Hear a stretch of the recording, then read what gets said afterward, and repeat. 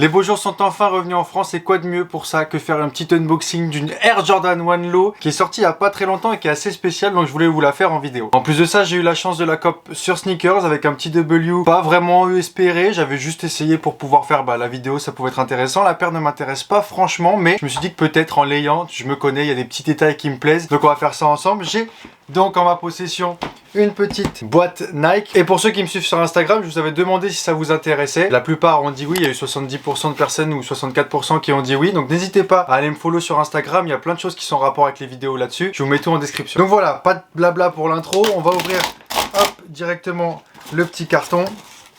On a le papier Chronopost de renvoi et on va sortir une petite boîte de Nike. Ah, ça fait longtemps, ça faisait longtemps que j'avais pas une boîte de Nike, une de Jordan 1. Ça fait je pense depuis la Mocha que j'ai pas eu une boîte comme ça et ça me fait plaisir franchement. Avec le petit tag en bas avec marqué Jordan 1 Low OG et c'est pour ça que ça me plaît et que j'ai envie d'en parler.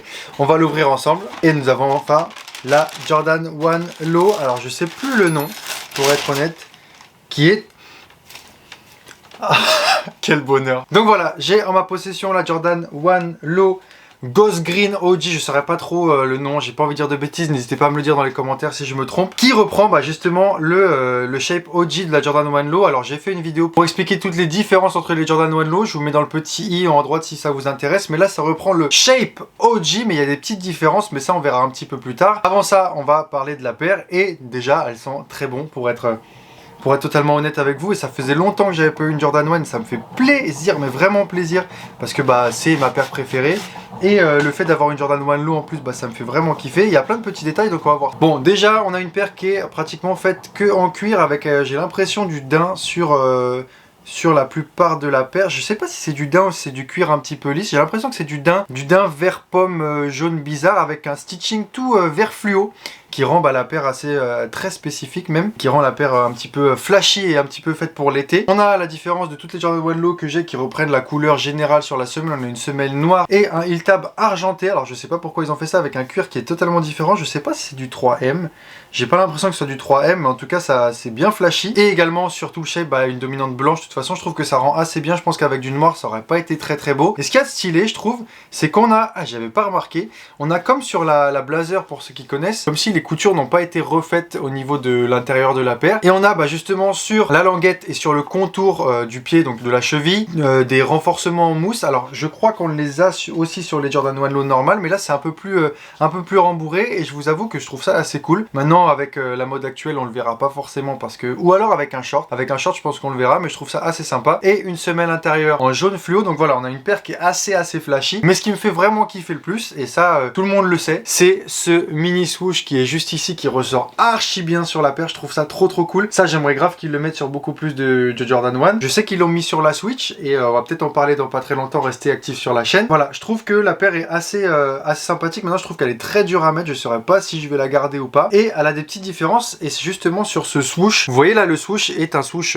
très classique que l'on retrouve également sur des paires que je vous ai déjà présentées avec les Jordan 1 Low SB. Donc là on a un petit swoosh, à la différence des vrais Jordan 1 Low OG, avec un swoosh qui est beaucoup plus gros. Alors ça fait un petit peu parler malheureusement, donc là vous voyez bien la différence. De toute façon je vous mettrai peut-être un petit peu sur les plans. Ça fait beaucoup parler sur les personnes que je suis sur Instagram qui sont pratiquement que sur la Jordan 1 Low, qui sont des américains et qui sont pas contents de ça, de ce petit swoosh. Pour donner un avis, je trouve que ça rend je sais pas.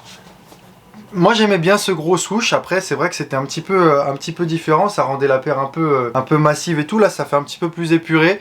Je sais pas si je préfère ou si j'aime moins. Je sais que sur les prochaines, sur la Chatterbackboard et la blanche et gris, je sais pas comment elle s'appelle, il y a le retour du petit, c'est la nouveauté, c'est le petit swoosh. Alors je sais que sur la Jordan 11 aussi, pendant un temps ils ont remonté le patent ladder, le cuir brillant, et ça a pas plu, maintenant ça va. Là ils ont fait avec un swoosh un peu plus petit. Si vous savez c'était quel swoosh qui était réellement présent lors de la première apparition de la Jordan 1 Low, n'hésitez pas à me le dire dans les commentaires. Mais voilà, moi ça me dérange pas plus que ça. À voir lorsque le Chatterbackboard sortira si ça me plaira ou pas, mais voilà, il faut savoir que le swoosh a changé. On a le shape original de la Jordan 1 Low OG, mais on a une petite différence, c'est que le swoosh est beaucoup plus petit. Et je ne l'ai pas dit, mais on a également des lacets noirs qui vont rappeler la semelle, et des lacets jaune Volt qui vont rappeler justement la couleur de la paire. Je pense que ça fera trop flashy. Maintenant on pose un vrai problème avec cette paire, commentaires, c'est que comment la mettre. Je pense qu'il faut la mettre avec un short ou alors un jean bleu, mais j'ai peur que ça fasse très flashy. Je pense qu'avec un short et l'été ça passe, short gris, t-shirt blanc, c'est carré. Et voilà, en ce moment même sur la vidéo, il y a des plans qui sont mis avec un jean et justement un short pour pouvoir voir la différence que ça fait. Moi je pense, j'ai pas encore fait les plans, mais je pense qu'avec un jean ou un short c'est mieux qu'avec un jean, mais après à voir selon les préférences. Et je pense qu'il y a des gens qui vont très bien la porter. Mais voilà, en dehors de ça, je trouve la paire qui est assez sympathique. Ça me fait plaisir de revoir des Jordan 1 Low. Maintenant celle-ci, je crois qu'elle repart presque prix retail sur StockX, etc. C'est pas une paire qui a fait beaucoup de bruit, ça m'étonne pas de l'avoir comme facilement sur l'appli Sneaker. Je pense que vous trouverez facilement sur Vinted des paires au prix retail, voire under retail si les gens ils arrivent pas à les vendre.